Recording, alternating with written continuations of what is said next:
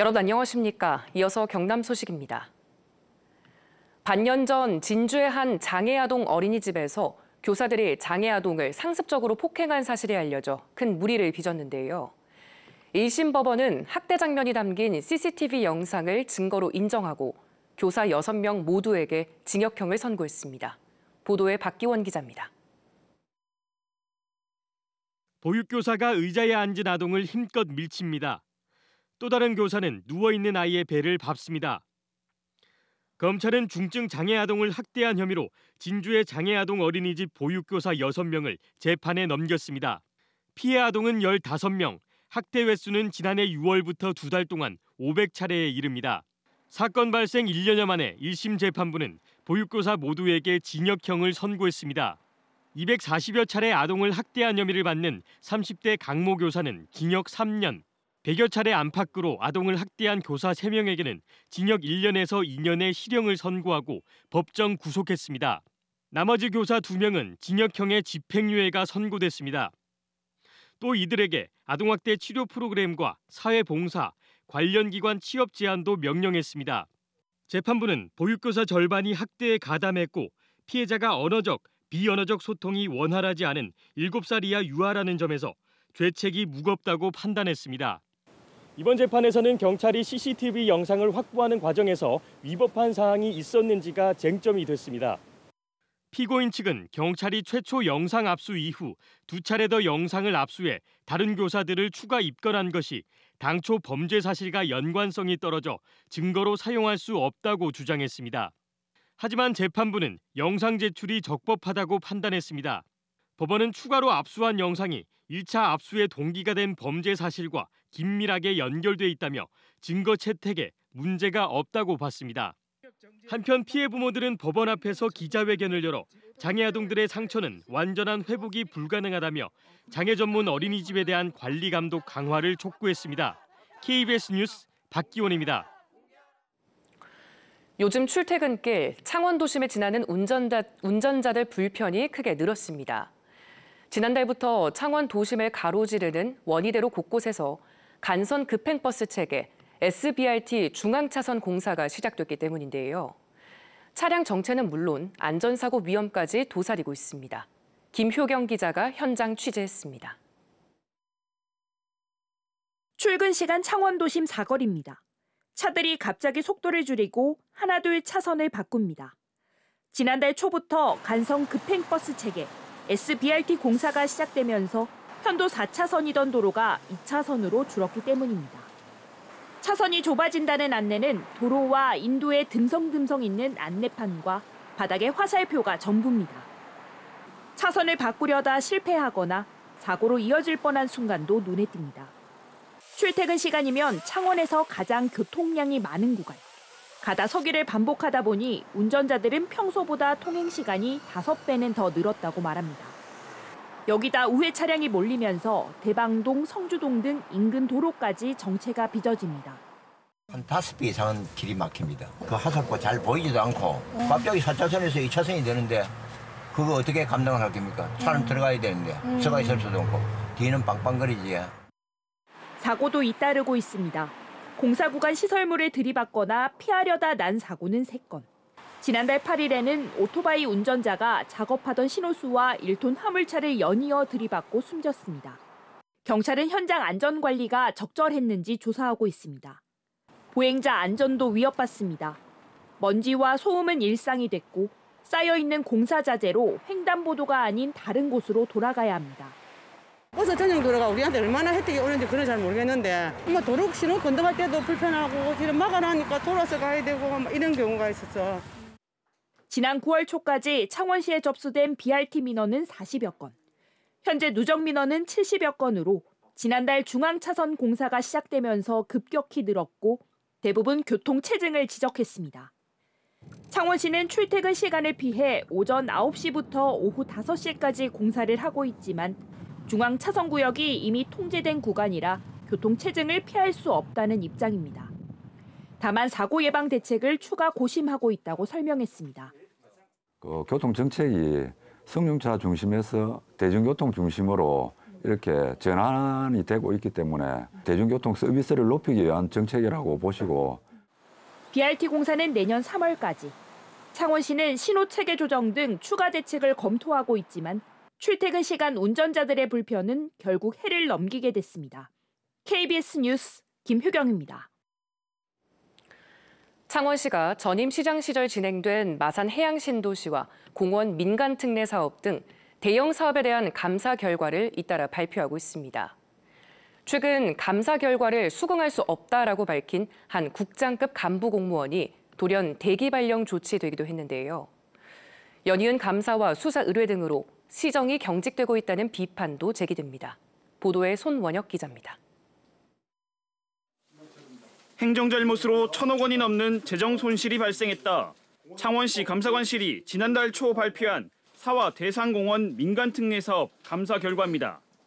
이후 지난달 29일 창원시 한 국장급 간부 공무원은 감사 결과를 수긍할 수 없다는 취지의 의견을 공개적으로 밝혔고 창원시는 이틀 만에 해당 국장을 대기 발령했습니다.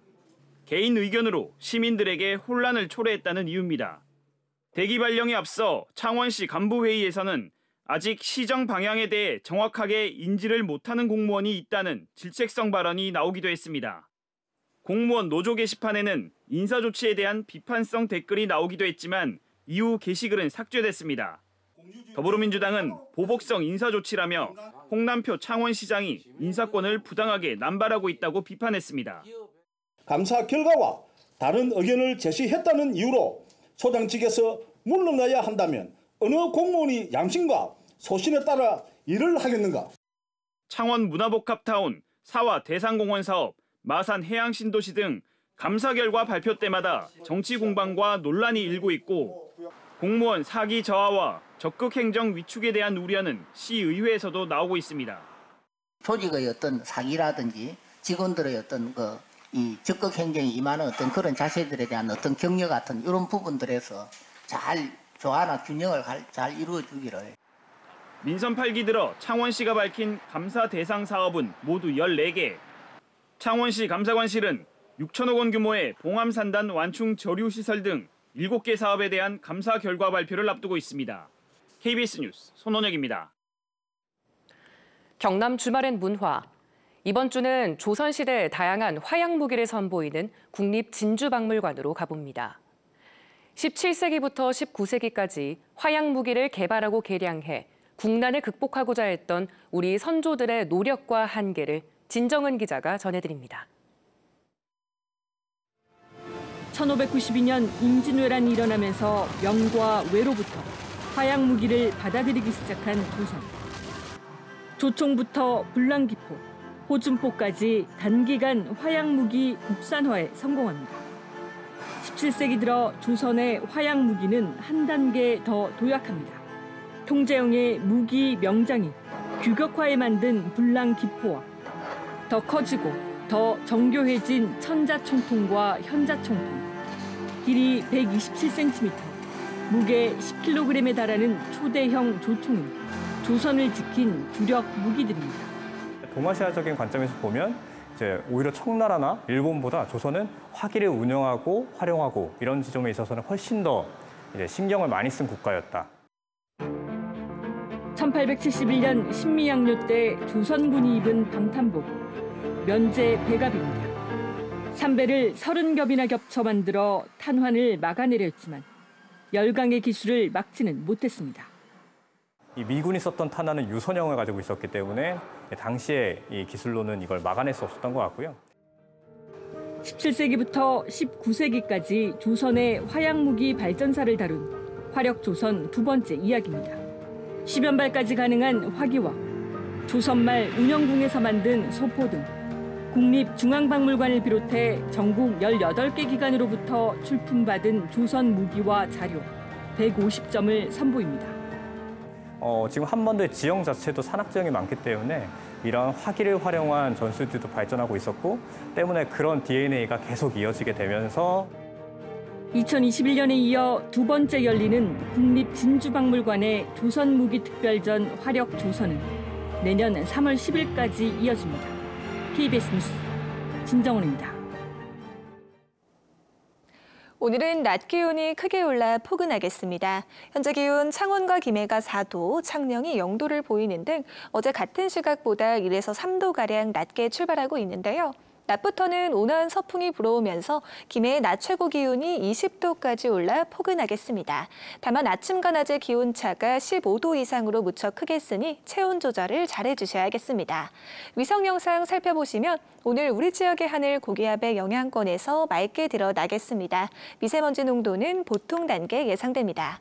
주말인 토요일에는 창원의 아침 기온이 12도까지 올라 온화하겠고 한낮에도 19도까지 오르는 등 4월 중순만큼 포근하겠습니다. 휴일인 일요일에도 예년 수준을 크게 웃돌겠고 구름 많다가 차차 흐려지겠습니다. 자세한 지역별 기온 살펴보겠습니다. 현재 기온 창원이 4도, 창녕이 0도를 보이고 있습니다. 한낮에는 창원이 18도, 함안이 19도로 어제보다 6에서 7도가량 높겠습니다.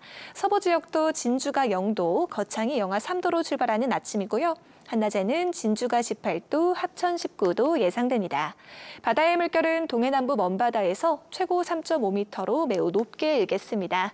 우리 지역은 당분간 기온이 올라 예년보다 높겠고 다음 주 월요일 오후부터 비가 시작돼 화요일 오전까지 이어지겠습니다. 날씨였습니다. 오늘 새벽 0시쯤 거제시 고현동 한 아파트에서 불이 나 40분 만에 꺼졌습니다. 이 불로 주민 19명이 연기를 흡입해 병원 치료를 받았고 주민 250여 명이 한때 대피했습니다. 또 소방서 추산 1억 8천여만 원의 재산 피해가 났습니다. 경찰은 아파트 2층 주차장에서 불길이 시작된 것으로 보고 정확한 화재 원인을 조사하고 있습니다. 어제 오후 1시쯤 거제시 연초면 한 공장 지붕에서 작업 중이던 40대 A씨가 10m 아래로 떨어져 숨졌습니다. 거제경찰서는 A씨가 태양광 케이블 연결 작업을 하던 중 사고가 난 것으로 보고 정확한 사고 원인을 조사하고 있습니다. 노동부도 중대재해처벌법 적용 여부를 조사하고 있습니다. 낙동강 네트워크가 어제 환경부 앞에서 기자회견을 열고 환경부가 낙동강 주변에서 별도 조사도 없이 독성 성분이 검출되지 않았다는 자료를 내놨다며 환경부를 규탄했습니다. 환경단체는 지난 6월부터 지난달까지 자체 조사로 낙동강 33곳에서 공기 중 녹조 독성 성분을 확인했다며 환경부가 낙동강 녹조 문제와 관련해 거짓 행정을 반복하고 있다며 책임자 처벌을 촉구했습니다. 경상남도 동물위생시험소가 어제부터 창원 지역 럼피스킨 발생 방역대에 대한 이동 제한 해제 검사를 시작했습니다. 앞서 지난 10월 창원시 의창구에서 경남에 첫 럼피스킨이 발생한 이후 창원과 김해, 밀양과 창녕 등 발생 농가 반경 10km가 방역대로 설정돼 소 19,000여 마리가 이동이 제한됐습니다. 경상남도는 이번 해제 검사에서 이상이 없을 경우 가축 이동 제한을 해제할 계획입니다. 뉴스를 마칩니다. 시청해주신 여러분 고맙습니다.